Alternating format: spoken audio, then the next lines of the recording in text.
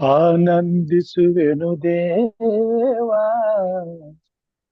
ಈ ನಿನ್ನ ವಾಕ್ಯದಲ್ಲಿ, ಆನಂದಿಸುವೆನು ದೇವಾ ಈ ನಿನ್ನ ವಾಕ್ಯದಲ್ಲಿ. ಧ್ಯಾನಿಸುತ್ತಿರುವೆ ನಾನು, ಧ್ಯಾನಿಸುತ್ತಿರುವೆ ನಾನು, ರಾತ್ರಿ ಹಗಲು ದೇವಾ. ಆನಂದಿಸುವೆನು ದೇವಾ ಈ ನಿನ್ನ ವಾಕ್ಯದಲ್ಲಿ. ಬಂಗಾರಕ್ಕಿಂತ ಶ್ರೇಷ್ಠ ಈ ನಿನ್ನ ವಾಕ್ಯ ದೇವಾ, ಬಂಗಾರಕ್ಕಿಂತ ಶ್ರೇಷ್ಠ ಈ ನಿನ್ನ ವಾಕ್ಯ ದೇವಾ, ಅಪಿರಂಜಿಗಿಂತ ಶ್ರೇಷ್ಠ ಈ ನಿನ್ನ ವಾಕ್ಯವು, ಅಪರಂಜಿಗಿಂತ ಶ್ರೇಷ್ಠ ಈ ನಿನ್ನ ವಾಕ್ಯವು. ಆನಂದಿಸುವೆನು ದೇವಾ ಈ ನಿನ್ನ ವಾಕ್ಯವನ್ನು. ನಾ ತೊರೆದು ಬಿಡೆನು ದೇವಾ ಈ ನಿನ್ನ ವಾಕ್ಯವನ್ನು, ನಾ ತೊರೆದು ಬಿಡೆನು ದೇವಾ ಈ ನಿನ್ನ ವಾಕ್ಯವನ್ನು. ಅನುದಿನ ಉಂಡು ನಾನು ಫಲ ಪಡೆಯುತ್ತಿರುವೆನು, ಅನುದಿನ ಉಂಡು ನಾನು ಫಲ ಪಡೆಯುತ್ತಿರುವೆನು. ಆನಂದಿಸುವೆನು ದೇವಾ ಈ ನಿನ್ನ ವಾಕ್ಯವನ್ನು. ಕಾಲಿಗೆ ದೀಪದೇವಾ ಮಾರ್ಗಕ್ಕೆ ಬೆಳಕು ನನಗೆ, ಕಾಲಿಗೆ ದೀಪದೇವಾ ಮಾರ್ಗಕ್ಕೆ ಬೆಳಕು ನನಗೆ. ನಿನ್ನ ವಾಕ್ಯದಲ್ಲಿ ದೇವಾ ನಾ ನಡೆಯುತ್ತಿರುವೆನು, ನಿನ್ನ ವಾಕ್ಯದಂತೆ ದೇವಾ ನಾ ನಡೆಯುತ್ತಿರುವೆನು. ಆನಂದಿಸುವೆನು ದೇವಾ ಈ ನಿನ್ನ ವಾಕ್ಯದಲ್ಲಿ, ಆನಂದಿಸುವೆನು ದೇವಾ ಈ ನಿನ್ನ ವಾಕ್ಯದಲ್ಲಿ. ಧ್ಯಾನಿಸುತ್ತಿರುವೆ ನಾನು, ಧ್ಯಾನಿಸುತ್ತಿರುವೆ ನಾನು, ರಾತ್ರಿ ಹಗಲು ದೇವಾ. ಆನಂದಿಸುವೆನು ದೇವಾ ಈ ನಿನ್ನ ವಾಕ್ಯವನ್ನು. ಆಮೆನ್. ವಿಶೇಷ ಗೀತೆಯನ್ನು ಹಾಡಿದ ಬೋಧಕರಿಗೆ ಧನ್ಯವಾದಗಳು. ಈ ಒಂದು ಸಮಯವು ಸಭಾಶಾಲೆಯ ಪಾಠವನ್ನ ಕಲಿಯತಕ್ಕಂತ ಸಮಯವಾಗಿದೆ. ನಾವು 3ನೇ ಪಾಠದ 4ನೇ ದಿನಕ್ಕೆ ಬಂದಿದ್ದೇವೆ. ಶನಿವಾರ, ಭಾನುವಾರ, ಸೋಮವಾರ, ಈ ದಿನ ಮಂಗಳವಾರದ ಪಾಠ ನಾನು ಎಂಬ ದೈವಿಕವಾದ ಹೇಳಿಕೆ.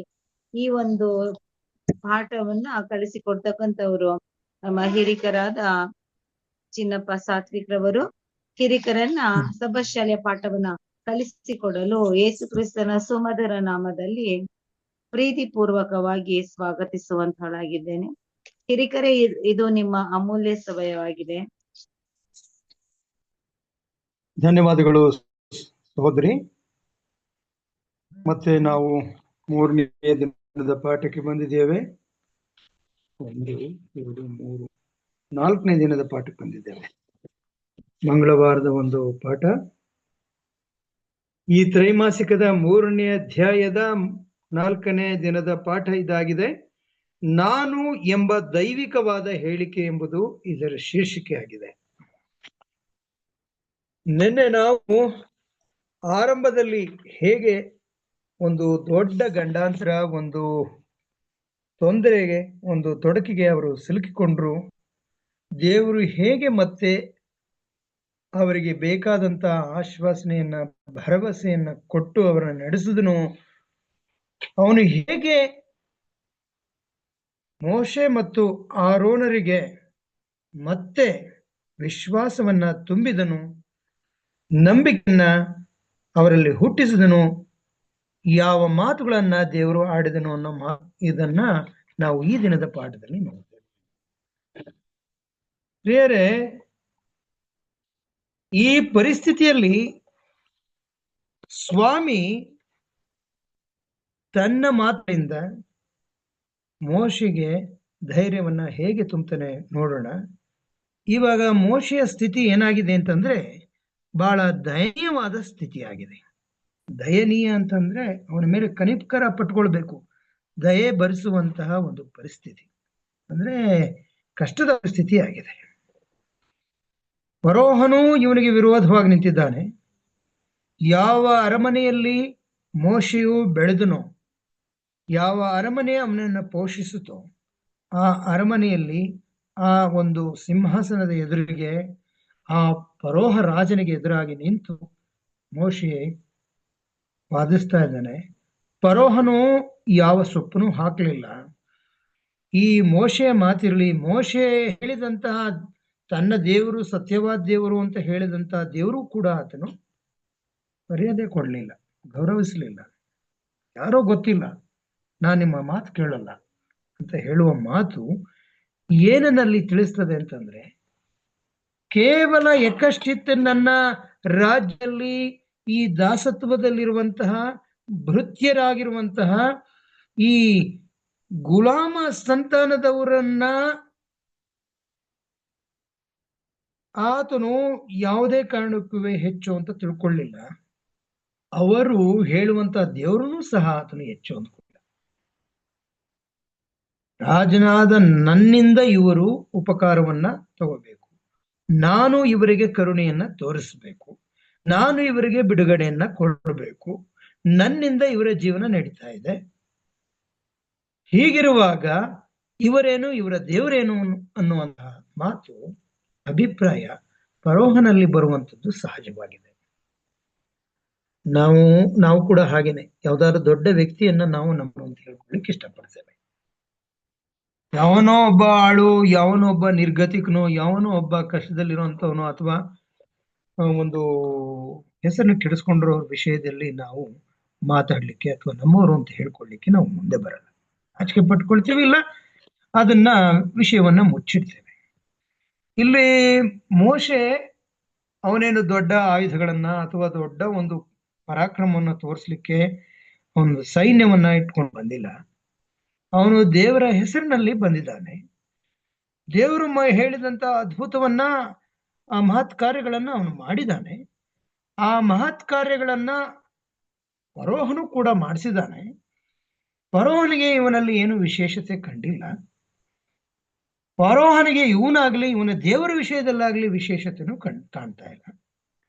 ಈ ಸಂದರ್ಭದಲ್ಲಿ ಫರೋಹನು ಅವರಿಗೆ ಇನ್ನೂ ಹೆಚ್ಚಿನ ಕಠಿಣ ಶಿಕ್ಷೆಯನ್ನ, ಅವರ ಪರಿಸ್ಥಿತಿ ಇನ್ನೂ ಕಠಿಣವಾಗಬೇಕು, ಇನ್ನೂ ಬೇಸರ ಪಡಿಸಬೇಕು. ನಮ್ಮ ಜೀವನ ಯಾಕಪ್ಪ, ಅಯ್ಯೋ ಇದು ಇಂಥ ಒಂದು ಜೀವನ ನಮಗೆ ಸಿಗಬಾರ್ದಪ್ಪ ಅಂತ ಹೇಳಿ ಅವರು ಬೇಸತ್ಕೊಳ್ಬೇಕು ಅಂತ ಪರಿಸ್ಥಿತಿ ಮತ್ತೆ ಉಂಟಾಯ್ತು. ಇಲ್ಲಿ ಎಲ್ಲ ಕಾರಣದಲ್ಲಿ ಎಲ್ಲಿದೆ ಅಂತಂದ್ರೆ, ಹುಲ್ಲನ್ನ ಅವರು ಇಟ್ಟಿಗೆ ಬೇಯಿಸ್ಲಿಕ್ಕೆ ಹುಲ್ಲು ಸಾಕಾಗೋದಿಲ್ಲ. ಇಟ್ಟಿಗೆ ಮಾಡ್ಲಿಕ್ಕೆ ನೀವು 10 ಕಮಾಂಡ್ಮೆಂಟ್ಸ್ ನೋಡಿರಿ, ಅಲ್ಲಿ ಅವರು ಮಣ್ಣನ್ನ ಹದಗೊಳಿಸ್ಕೊಳ್ಳುವಾಗ ಆ ನೆಲ್ಲುಲ್ಲು ರೀತಿ ಇರ್ತದೆ, ಅದು ಬಹುಶಃ ಅದು ಗೋಧಿ ಹುಲ್ಲೇ ಇರ್ಬೋದು. ಅದು ಒಣಗಿ ತುಂಬಾ ನಾರ್ನಾಗಿರ್ತದೆ. ಆ ನಾರನ್ನ ಆ ಮಣ್ಣಿಗೆ ಸೇರಿಸಿ ಅದನ್ನು ಸುಟ್ಟಾಗ ಆ ಇಟ್ಟಿಗೆ ಮಣ್ಣಿನ ಜೊತೆ ಆ ನಾರು ಸೇರ್ಕೊಳ್ಳೋದ್ರಿಂದ ಅದು ಇನ್ನೂ ಒಂಥರ ಅದೇನಾಗುತ್ತೆ ಅಂತಂದ್ರೆ ರೀಇನ್ಫೋರ್ಸ್ಡ್ ರೀತಿ ಕೆಲಸ ಮಾಡುತ್ತೆ, ತುಂಬಾ ಅದನ್ನ ಗಟ್ಟಿಗೊಳಿಸುತ್ತೆ. ಅದು ಜೊತೆ ಸೇರ್ಕೊಂಡು ನೋಡಿ, RCC ಮಾಡುವಾಗ ಸಿಮೆಂಟ್ ಜೊತೆ ಮರಳು ಜೊತೆ ಜಲ್ಲಿ ಜೊತೆ ಕಬ್ಬಿಣ ಈ ರೀತಿ ಸೇರಿಸೋದ್ರಿಂದ ಅದು ಹೆಚ್ಚು ರೀಇನ್ಫೋರ್ಸ್ಮೆಂಟ್ ಆಗುತ್ತೆ. ಆ ರೀತಿ ರೀಇನ್ಫೋರ್ಸ್ಮೆಂಟ್ ಆಗ್ಲಿ ಅಂತಾನೆ ಆ ಹುಲ್ಲನ್ನ ಅವರು ಸೇರಿಸಿ ಇಟ್ಟಿಗೆನ ಮಾಡ್ಬೇಕಾಗ್ತಿತ್ತು. ಆ ಹುಲ್ಲನ್ನ ಆರಂಭದಲ್ಲಿ ಸೆಪರೇಟ್ ಆಗಿ ಪ್ರತ್ಯೇಕವಾಗಿ ಅವರು ಆ ಹುಲ್ಲನ್ನ ಕೊಡ್ತಾ ಇದ್ರು. ಇಸ್ರಾಯೇಲ್ರು ಇಟ್ಟಿಗೆ ಮಾಡುವಂತ ಇಸ್ರಾಯೇಲ್ರಿಗೆ ಅದನ್ನು ಸಪ್ಲೈ ಮಾಡ್ತಾ ಇದ್ರು. ಆ ಹುಲ್ಲನ್ನ ಅವರು ತುಂಡಾಗಿ ಕಟ್ ಮಾಡ್ಕೊಳ್ತಾ ಇದ್ರು. ಬಹಳ ಚಿಕ್ಕದಾಗಿ ಕಟ್ ಮಾಡ್ಕೊಂಡು ತುಳಿಯೋ ಮಣ್ಣಿಗೆ ನೀರಿನ ಬೆರೆಸಿ ಅವರು ಹದ ಮಾಡ್ಕೊಳ್ಳುವಾಗ ಆ ಹುಲ್ಲನ್ನು ಜೊತೆಗೆ ಹಾಕಿ ತುಳಿತಾ ಇದ್ರು. ಇವಾಗ ಹುಲ್ ಸಪ್ಲೈನು ನಿಲ್ಸಿದಾನೆ ಫರೋಹನು. ಆ ಕೆಲಸ ಅಷ್ಟೇ ಆಗ್ಬೇಕು ಅಂತ ಅವರಿಗೆ ಕಠಿಣವಾಗಿ ತಾಕೀತು ಮಾಡಿದ್ದಾನೆ, ಆಜ್ಞೆ ಮಾಡಿದ್ದಾನೆ. ಇಂಥ ಸಂದರ್ಭದಲ್ಲಿ ಅವರು ಮಾಡ್ಲಿಕ್ಕಾಗದೆ ಹೋದಾಗ ಅವ್ರನ್ನ ಕರೆಸಿ ಹೊಡಿಸ್ತಾನೆ. ಇಸ್ರಾಯೇಲರಿಗೆ ಇದೊಂದು ಜೀರ್ಣ ಮಾಡ್ಕೊಳ್ಳೋಕ್ಕಾಗದೇ ಇರುವಂತಹ ಹತಾಶೆಯಾಗಿ ಪರಿಣಮಿಸುತ್ತೆ. ಈ ಸಂದರ್ಭದಲ್ಲಿ ದೇವರ ಆಡೋ ಮಾತುಗಳನ್ನ ನಾವು ಕೇಳ್ಕೊಳ್ಳೋಣ. ನೋಡಿ, 22ರಿಂದ 23 ವಿಮೋಚನಾ ಕಾಂಡ 5ನೇ ಅಧ್ಯಾಯ 22ನೇ ವಚನದಿಂದ 23ನೇ ವಚನವನ್ನ ನಾವು ಯಾರಾದ್ರೂ ಸಿಕ್ಕಿದ್ರೆ ಓದ್ಬೇಕು ಅಂತ ನಾನು ಕೇಳ್ಕೊಳ್ತೇನೆ. ಯಾವ ಕಾಂಡದು? ವಿಮೋಚನಾ ಕಾಂಡ. ದೇವರು ಮೋಶೆಯನ್ನು ಧೈರ್ಯಪಡಿಸಿದ್ದು. ಆಗ ಮೋಶೆ ಯೆಹೋವನ ಬಳಿಗೆ ತಿರುಗಿ ಬಂದು, ಸ್ವಾಮಿ, ಈ ಜನರಿಗೆ ಯಾಕೆ ಕೇಡನ್ನು ಮಾಡಿದೆ? ನನ್ನನ್ನು ಕಳುಹಿಸಿದ್ದು ಯಾಕೆ? ನಾನು ಫರೋಹನ ಬಳಿಗೆ ಹೋಗಿ ನಿನ್ನ ಹೆಸರಿನಲ್ಲಿ ಮಾತಾಡಿದಂದಿನಿಂದ ಅವನು ಈ ಜನರಿಗೆ ಕೇಡನ್ನೇ ಮಾಡುತ್ತಾನಲ್ಲ. ನೀನು ನಿನ್ನ ಜನರನ್ನು ಎಷ್ಟು ಮಾತ್ರವೂ ತಪ್ಪಿಸಲೇ ಇಲ್ಲ ಅಂದನು. ನೋಡಿ, ಆರಂಭದಲ್ಲೇ ಅವರಿಗೆ ಒಂಥರ ಈ ಒಂದು ಕಹಿ ಅನುಭವ ಆಗೋದನ್ನ ನಾವು ನೋಡ್ತೇವೆ. ನೀ ತಪ್ಪಿಸ್ಲೇ ಇಲ್ವಲ್ಲ ಸ್ವಾಮಿ, ಎಷ್ಟು ಮಾತ್ರ ಅಂತ ಹೇಳಿದಾಗ ಇದಕ್ಕೆ ನೋಡಿ ದೇವರಿಂದ ಉತ್ತರ ಬರ್ತಾ ಇದೆ. ಸ್ವತಃ ದೇವರು ತನ್ನ ಬಾಯಿಂದ ಕೊಡುವಂತ ಉತ್ತರ ಹೇಗಿದೆ ನೋಡೋಣ.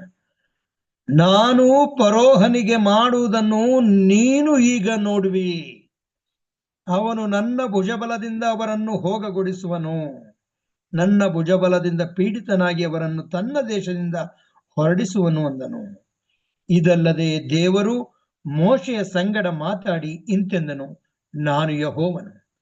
ಅಬ್ರಹಾಮ, ಈಸಾಕ, ಯಾಕೋಬರಿಗೆ ನಾನು ಸರ್ವಶಕ್ತನಾದ ದೇವರೆಂಬ ಹೆಸರುಳ್ಳವನಾಗಿ ಕಾಣಿಸಿಕೊಂಡನೇ ಹೊರತು ಯೆಹೋವನು ಎಂಬ ನನ್ನ ಹೆಸರಿನಿಂದ ಅವರಿಗೆ ಗೋಚರವಾಗಲಿಲ್ಲ.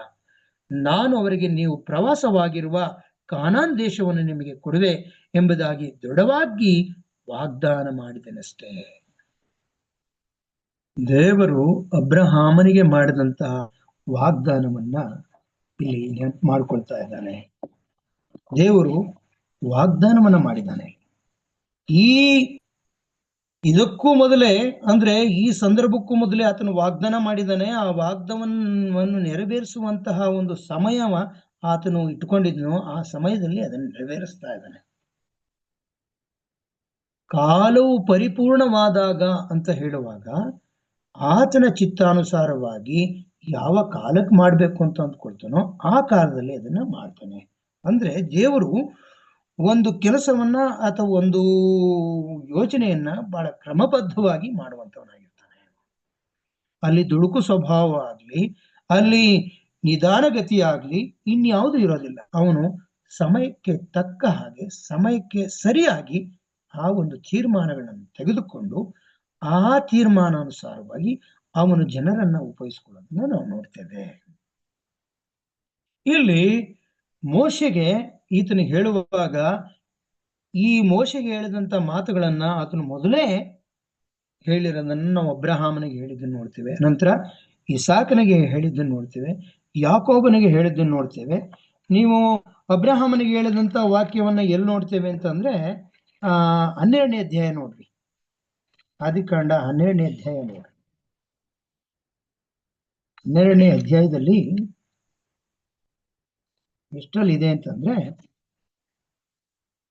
7ನೇ ವಚನವನ್ನ ನೋಡುವಾಗ ಇಲ್ಲಿ ಗೊತ್ತಾಗುತ್ತೆ. ಅಲ್ಲಿ ಯೆಹೋವನು ಅಬ್ರಾಮನಿಗೆ ದರ್ಶನ ಕೊಟ್ಟು, ನಾನು ಈ ದೇಶವನ್ನು ನಿನ್ನ ಸಂತಾನಕ್ಕೆ ಕೊಡುವೆನು ಅಂದನು. ತನಗೆ ದರ್ಶನ ಕೊಟ್ಟ ಯೆಹೋವನಿಗೆ ಅಬ್ರಹಾಮನು ಯಜ್ಞವೇದಿಯನ್ನು ಕಟ್ಟಿಸಿದನು. ಇದು ಹೇಳಿದಂತ ಮಾತು ಆರಂಭದಲ್ಲಿ. ಸುಮಾರು 400 ವರ್ಷಗಳ ಹಿಂದೆನೆ ದೇವರು ಈ ಮಾತನ್ನ, ಈ ವಾಗ್ದಾನವನ್ನ ನೀಡಿದ್ದಾನೆ. ಆ ವಾಗ್ದಾನವನ್ನ ನೆರವೇರಿಸಲಿಕ್ಕೆ ಇವಾಗ ಆತನು ಮುಂದೆ ಬಂದಿದ್ದಾನೆ. ಸೊ ಆ ದೇವರೇ ಮೋಶೆಯ ಸಂಗಡ ಮಾತಾಡುವುದನ್ನ ನಾವು ನೋಡುವರಾಗಿದ್ದೇವೆ. ಪ್ರಿಯರೇ, ಏನು ಹಾಗಂದ್ರೆ ಈ ಒಂದು ವಾಗ್ದಾನವನ್ನ ದೇವರು ಈ ಸಮಯಕ್ಕೆ ಆ ಸಮಯಕ್ಕೆ, ಅಂದ್ರೆ ಒಳ್ಳೆ ಸಮಯ ಕೆಟ್ಟ ಸಮಯ ಅಥವಾ ಇನ್ಯಾವುದಾದ್ರೂ ನಮ್ಮ ಹೇಳ್ತಾರೆ ನೋಡಿ, ಇದು ಶುಭ ಸಮಯ, ಇದು ಅಮಂಗಳವಾದ ಸಮಯ ಅಂತ ಹೇಳುವಂಥದ್ದೇನಿಲ್ಲ. ದೇವರ ಚಿತ್ತದಲ್ಲಿ ಎಲ್ಲಾ ಸಮಯವೂ ಒಳ್ಳೆ ಸಮಯವೇ. ಮನುಷ್ಯನಿಗೆ ಒಳ್ಳೆಯದನ್ನಾಗಿ ನಡ್ಕೊಳ್ಳಿಕ್ಕೆ ಯಾವ ಸಮಯವೂ ಕೆಟ್ಟದ್ದಲ್ಲ.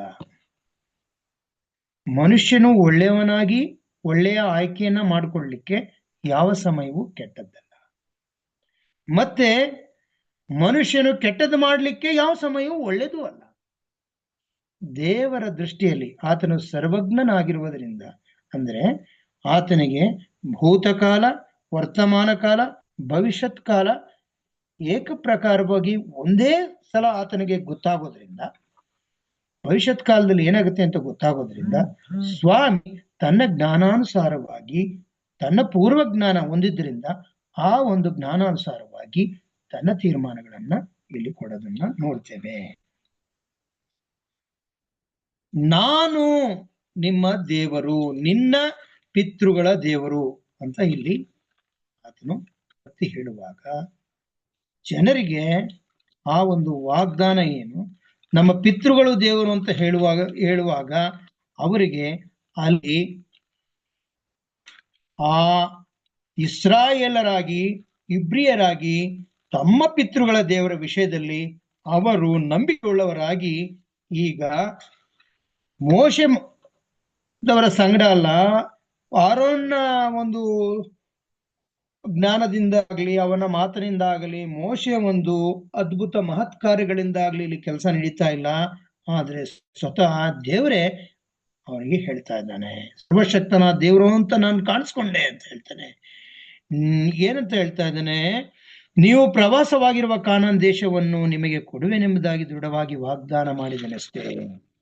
ದೇವರ ಒಂದು ಈ ಸಂಭಾಷಣೆ ಹೇಗಿದೆ ಅಂತಂದ್ರೆ, ಎದುರು ಬದರಾಗಿ ಮಾತನ್ನ ಆಡುವುದನ್ನ ನಾವು ನೋಡ್ತೇವೆ.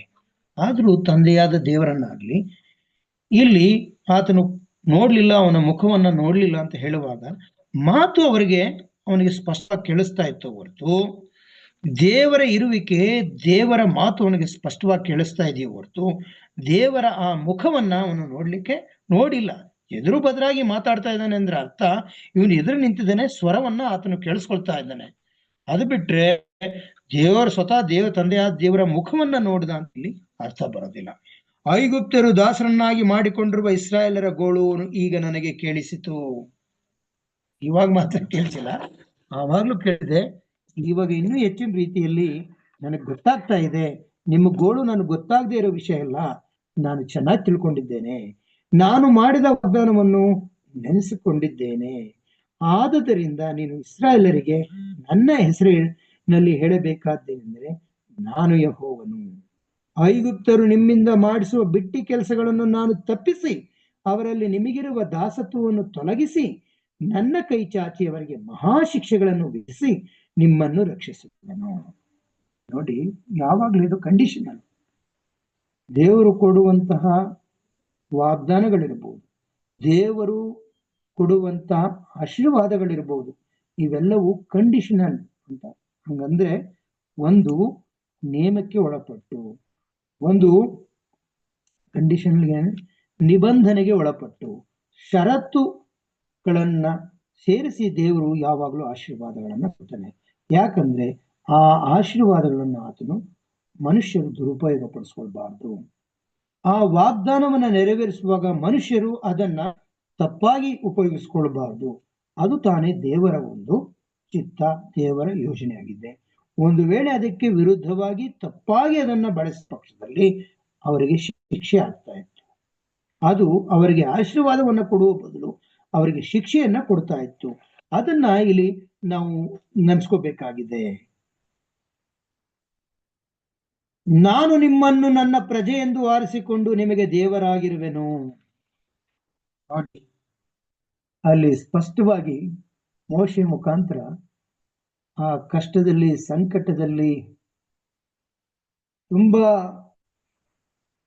ಕಹಿಯ ಒಂದು ಸಂದರ್ಭದಲ್ಲಿ ಇರುವಂತಹ ಇಸ್ರಾಯೇಲರಿಗೆ ಯಾವ ಒಂದು ಮಾತುಗಳಿಂದ ದೇವರು ಒಂದು ಸಾಂತ್ವನವನ್ನ, ಒಂದು ಸಮಾಧಾನವನ್ನ, ಶಾಂತಿಯನ್ನ ಹೇಳ್ತಾ ಇದ್ದೇನೆ ಅಂತಂದ್ರೆ, ನಾನು ನಿಮ್ಮನ್ನು ನನ್ನ ಪ್ರಜೆ ಎಂದು ಆರಿಸಿಕೊಂಡು ನಿಮಗೆ ದೇವರಾಗಿರುವೆನು. ಪ್ರಜೆ ಅಂತ ಆರಿಸಿಕೊಂಡಿದ್ದೇನೆ. ಇದು ತಾನೇ ಇಲ್ಲಿ ನಾವು ನೋಡ್ಬೇಕಾಗಿರೋದು. ದೇವರು ಯಾಕೆ ಇಸ್ರಾಯೇಲ್ ಅನ್ನು ಮಾತ್ರ ಆರಿಸ್ಕೊಂಡ ಅಂತ ನಾವು ಯಾವಾಗ್ಲೂ, ದೇವರು ಪಕ್ಷಪಾತಿಯಾಗಿರ್ಬಹುದೇ? ದೇವರು ಒಂದು ತಾರತಮ್ಯ, ಭಿನ್ನ, ಒಂದು ಭೇದ ಭಾವ ಮಾಡುವಂತಹ ದೇವರೇ? ಖಂಡಿತ ಇಲ್ಲ ಪ್ರಿಯರೇ. ದೇವರು ಲೋಕವನ್ನು ಎಷ್ಟೋ ಪ್ರೀತಿಯನ್ನಿಟ್ಟು ಅಂತ ಹೇಳುವಾಗ, ಲೋಕದ ಸಮಸ್ತ ಜನರನ್ನು ಪ್ರೀತಿ ಮಾಡುವಂತಹ ದೇವರು ಇಲ್ಲಿ ಯಾಕೆ ಇಸ್ರಾಯೇಲರಿಗೆ ನಾನು ನಿಮ್ಮ ದೇವರು, ನೀವು ನನ್ನ ಪ್ರಜೆಗಳು ಅಂತ ಹೇಳ್ತಾನೆ ಅಂತಂದ್ರೆ, ಅವರಿಗೆ ದೇವರು ತನ್ನ ಆಜ್ಞೆಗಳನ್ನ ಅವರು ಕೊಡಬೇಕಾಗಿತ್ತು. ತನ್ನ ರಕ್ಷಣೆ ಯೋಜನೆಯನ್ನ ಅವರ ಮುಖಾಂತರ ಲೋಕಕ್ಕೆ ಪ್ರಕಟಿಸಿಕೊಳ್ಳಬೇಕಾಗಿತ್ತು. ತನ್ನ ರಕ್ಷಣೆಯನ್ನ ಪ್ರಕಟಿಸಿಕೊಳ್ಳೋದ್ರಿಂದ ಆ ರೀತಿ. ಕೇಳಿಸ್ತಾ ಇದೆಯಾ ಪಾಸ್ಟರ್? ಸ್ವಲ್ಪ ದೂರ ಇಟ್ಟಿದೆ. ಕೇಳಿಸ್ತಾ ಇದೆಯಲ್ಲ? ಆಯ್ತು. ಓಕೆ. ಈ ಒಂದು ತನ್ನ ರಕ್ಷಣೆಯನ್ನ ಜನರಿಗೆ ಕೊಡುವಂತಹ ಮಾರ್ಗಗಳನ್ನ ಆತನು ಮೊದಲೇ ಕಲ್ಪಿಸಿದನು. ನಾವು ಪಾಪ ಮಾಡಿದ್ಮೇಲೆ ದೇವರು ಮಾಡದಂತ ಯೋಜನೆ ಅಲ್ಲ ಇದು. ಪಾಪಕ್ಕೂ ಮೊದಲೇ, ಅಂದ್ರೆ ಮನುಷ್ಯನು ಪಾಪ ಮಾಡುವ ಮೊದಲೇ ಅವನ ಪರಿಸ್ಥಿತಿಯನ್ನ ದೇವರು ಅರ್ಥ ಮಾಡ್ಕೊಂಡಿದ್ನು. ಇದು ಅವನು ಪಾಪ ಮಾಡಿದ್ಮೇಲೆ ಇವನು ಆವಾಗ ತಿಳಿದು ನಂತರ ಮಾಡಿದಂಥದ್ದಲ್ಲ. ಅದಕ್ಕೆ ಆತನು ಸೃಷ್ಟಿಗೆ ಮೊದಲೇ ಕೊಯ್ಯಲ್ಪಟ್ಟ ಕುರಿಮರಿ ಅಂತ ಯಾಕೆಂತ ಹೇಳಿದೆ ಅಂದ್ರೆ, ದೇವರು ಮನುಷ್ಯನ ಪಾಪ ಮಾಡಿದನ್ನ ಅರ್ಥಕೊಂಡನು. ಆದ್ರೆ ದೇವರದು ಏನು ಅಂತಂದ್ರೆ, ನಮಗೆ ಸ್ವತಂತ್ರವನ್ನ ಕೊಟ್ಟಿದ್ದಾನೆ. ನಮ್ಮ ಆಯ್ಕೆಗಳನ್ನ ನಾವು ಮಾಡ್ಕೊಳ್ಬಹುದಾಗಿದೆ. ನಾವು ದೇವರಿಗೆ ವಿರೋಧವಾಗಿ ಕೂಡ ನಡ್ಕೊಳ್ಬಹುದು. ಆದ್ರೆ ದೇವರಿಗೆ ವಿರೋಧವಾಗಿ ನಡ್ಕೊಂಡಾಗ್ಲೆಲ್ಲ ಆತನ ಶಾಪಕ್ಕೆ, ಆತನ ಶಿಕ್ಷೆಗೆ, ಆತನ ದಂಡನೆಗೆ ಒಳಗಾಗ್ತೇವೆ ಅನ್ನೋದು ನಮಗೆ ಮೊದಲೇ ತಿಳಿಸಿದ್ದಾನೆ. ಅದನ್ನು ತಿಳಿಸ್ತೆ ಅಂತೂ ಇಲ್ಲ. ಸ್ವಾಮಿ ಎರಡನ್ನೂ ಹೇಳಿ, ನಿಮಗೆ ಶುಭವಾಗಿ ಇದು ಎರಡನ್ನೂ ಹೇಳಿದೆ. ಆದ್ರೆ ನೀವು ಶುಭವನ್ನೇ ನೀವು ಆಯ್ಕೆ ಮಾಡ್ಕೊಳ್ಳಿ, ಬದುಕೊಳ್ಳಿ, ಬಾಳ್ರಿ ಅಂತ ಸ್ವಾಮಿ ಹೇಳೋದನ್ನು ನಾವು ನೋಡ್ತೇವೆ. ಇದನ್ನ ನಾವು ಇಲ್ಲಿ ಸ್ಪಷ್ಟವಾಗಿ ತಿಳ್ಕೊಬೇಕಾಗಿದೆ. ದೇವರು ಇಸ್ರಾಯೇಲರ ಮುಖಾಂತರ ಸರ್ವಜನರಿಗೂ ಒಂದು ರಕ್ಷಣೆ ಯೋಜನೆಯನ್ನ ಅವರಿಗೆ ತಿಳಿಸ್ಕೊಡ್ಬೇಕಾಗಿತ್ತು. ಇವರು ಎಲ್ಲಾ ಜನಾಂಗಗಳಿಗೂ ಬೆಳಕಾಗಬೇಕಾಗಿತ್ತು. ಬೆಳಕು ಅಂದ್ರೆ ಸತ್ಯ, ದೇವರ ವಾಕ್ಯ, ದೇವರ ಒಂದು ಆಜ್ಞೆಗಳು, ಇದೇ ಬೆಳಕು. ಈ ಬೆಳಕನ್ನ ಎಲ್ಲಾ ಕಡೆ ಇವರು ಪಸರಿಸುವಂತಹ, ಹರಡುವಂತಹ ಕೆಲಸವನ್ನ ಇಸ್ರಾಯೇಲ್ ಮಾಡಬೇಕಾಗಿತ್ತು. ಅದಕ್ಕೋಸ್ಕರ ಆತನು ನನ್ನ ಪ್ರಜೆ ಎಂದು ಆರಿಸಿಕೊಂಡು ನಿಮಗೆ ದೇವರಾಗಿರುವೆನು. ಐಗುಪ್ತರು ಮಾಡಿಸುವ ಬಿಟ್ಟಿ ಸೇವೆಯನ್ನು ನಾನು ನಿಮಗೆ ತಪ್ಪಿಸಿದಾಗ ಯೆಹೋವನು ಎಂಬ ನಾನೇ ನಿಮ್ಮ ದೇವರಾಗಿದ್ದೇನೆಂಬುದು ನಿಮಗೆ ತಿಳಿದು ಬರುವುದು. ಇದಲ್ಲದೆ ಅಬ್ರಹಾಮ, ಇಸಾಕ, ಯಾಕೋಬರಿಗೆ ಕೊಡುವೆನೆಂದು ನಾನು ಪ್ರಮಾಣವಾಗಿ ಹೇಳಿದ ದೇಶಕ್ಕೆ ನಿಮ್ಮನ್ನು ಸೇರಿಸಿ ಅದನ್ನು ನಿಮ್ಮ ಸ್ವದೇಶವನ್ನಾಗಿ ಕೊಡುವೆನು. ಯೆಹೋವನೇ ನಾನು, ಹೀಗೆ ಅವರಿಗೆ ಹೇಳುವಂದನು. ಮೋಶೆ ಆ ಮಾತುಗಳನ್ನು ಇಸ್ರಾಯೇಲಿಗೆ ತಿಳಿಸಿದನು. ಆದರೂ ಅವರ ಮನಸ್ಸು ಕುಗ್ಗಿ ಹೋದದರಿಂದಲೂ ಕಠಿಣವಾಗಿ ಸೇವೆ ಮಾಡಬೇಕಾದ್ದರಿಂದಲೂ ಅವರು ಅವನ ಮಾತಿಗೆ ಕಿವಿಗೊಡಲೇ ಇಲ್ಲ. ಇಷ್ಟು ಮಾತನ್ನ ಮೋಶೆ ಆ ಜನರಿಗೆ ಹೇಳಿದಾಗ ಅವರ ಪರಿಸ್ಥಿತಿ ಏನಾಗಿದೆ ಅಂತಂದ್ರೆ, ಮೋಶೆ ಹೇಳುವ ಮಾತುಗಳನ್ನ ಅವರು ಕೇಳಿಸ್ಕೊಳ್ತಾನೆ ಇಲ್ಲ. ಮೋಶೆ ಹೇಳ್ತಾನೆ ಇದ್ದಾನೆ, ಆದ್ರೆ ಇದ್ಯಾವುದು ನಮಗ್ ಸಹಾಯ ಆಗ್ತಾ ಇಲ್ಲ. ನಾವೇನ್ ಅಂದ್ಕೊಂಡ್ವು ಅದೆಲ್ಲ ಸುಳ್ಳಾಯ್ತು. ನಮ್ಮ ನಿರೀಕ್ಷೆ ಹುಸಿ ಆಯ್ತು. ನಾವು ಕಷ್ಟದ ಮೇಲೆ ಕಷ್ಟವನ್ನ ಅನುಭವಿಸುವಂತಹ ಒಂದು ಸಂದರ್ಭ ಬಂದ್ಬಿಡ್ತು. ಮೋಶೆ ನಮಗೆ ಒಳ್ಳೇದ್ ಮಾಡ್ತಾ ಇಲ್ಲ, ನಮಗೆ ಇನ್ನೂ ಕೆಟ್ಟದನ್ನೇ ಮಾಡ್ತಾ ಇದ್ದಾನೆ, ಅವನ್ನ ಇನ್ನೂ ಕೆಟ್ಟದಾಯ್ತು ಅಂತ ಅಂದ್ಕೊಂಡಿದ್ರಿಂದ ಅವರು ಕಿವಿಗೊಡ್ಲೇ ಇಲ್ಲ. ಈ ಪರಿಸ್ಥಿತಿಯಲ್ಲಿ ತಾನೇ ದೇವರು ತನ್ನನ್ನು ತಾನು ತೋರಿಸ್ಕೊಳ್ಳುವಂಥದ್ದು, ಮತ್ತೆ ಮಾತಾಡಿ ಸ್ವತಃ ತಾನೇ ತನ್ನ ಭುಜಬಲ ಪರಾಕ್ರಮದಿಂದ ಆ ಒಂದು ಇಸ್ರಾಯೇಲರನ್ನ ಬಿಡಿಸ್ಲಿಕ್ಕೆ ಬಂದು ಸಿದ್ಧವಾಗಿ ನಿಂತಿರೋದನ್ನು ನಾವು ನೋಡ್ತೇವೆ. ಆಗ ಯೆಹೋವನು, ಅಂದ್ರೆ ಇದು 10ನೇ ವಚನದಿಂದ ಓದ್ತಾ ಇದ್ದೇನೆ, 6ನೇ ಅಧ್ಯಾಯ 10ನೇ ವಚನದಿಂದ. ಆಗ ಯೆಹೋವನು ಮೋಶೆಯ ಸಂಗಡ ಮಾತಾಡಿ, ನೀನು ಐಗುಪ್ತ್ಯರ ಅರಸನಾದ ಫರೋಹನ ಸನ್ನಿಧಿಗೆ ಹೋಗಿ ಅವನಿಗೆ ಇಸ್ರಾಯೇಲರು ನಿನ್ನ ದೇಶದಿಂದ ಹೊರಟು ಹೋಗುವಂತೆ ಅಪ್ಪಣೆ ಕೊಡಬೇಕೆಂದು ಹೇಳುವಂದನು. ಅದಕ್ಕೆ ಮೋಶೆ ಯೆಹೋವನ ಸನ್ನಿಧಿಯಲ್ಲಿ, ಇಗೋ, ಇಸ್ರಾಯೇಲರೇ ನನ್ನ ಮಾತನ್ನು ಕೇಳಲಿಲ್ಲ, ಫರೋಹನು ಕಿವಿಗೊಟ್ಟಾನೆ. ನಾನು ಮಾತಾಡುವುದರಲ್ಲಿ ಜಾಣನಲ್ಲ ಅನ್ನೋ ಮಾತು ಅಲ್ಲಿ ತನಕ ಬರ್ತಾನೆ. ನಾನು ಮಾತಾಡೋದು ಜಾಣನಲ್ಲ, ನಾನು ಏನೋ ಮಾಡ್ಬೇಕು ಅಂತ ನೀನು ಹೇಳಿದ್ದನ್ನೆಲ್ಲ ನಾನು ಮಾಡಿದೆ, ಆದ್ರೆ ನನ್ನ ಜನರು ಅದನ್ನ ಕಿವಿಗೊಡ್ತಾ ಇಲ್ಲ. ಇನ್ನು ಪರೋಹರಾಜನಿಗೆ ನಾನು ಯಾವ ರೀತಿ ಕನ್ವಿನ್ಸ್ ಮಾಡೋದು ಅಂತ ಹೇಳಿ ಮೋಶೆಯು ದೇವರಿಗೆ ಪ್ರಶ್ನಿಸುವುದನ್ನ ನಾವು ನೋಡ್ತೇವೆ. ಇಲ್ಲಿ ನಾವು ಸಂಭಾಷಣೆ ಹೇಗಿದೆ? ಸಂಭಾಷಣೆ ಮೋಶೆ ಮತ್ತು ದೇವರ ಮಧ್ಯದಲ್ಲಿ ನಡೀತಾ ಇದೆ.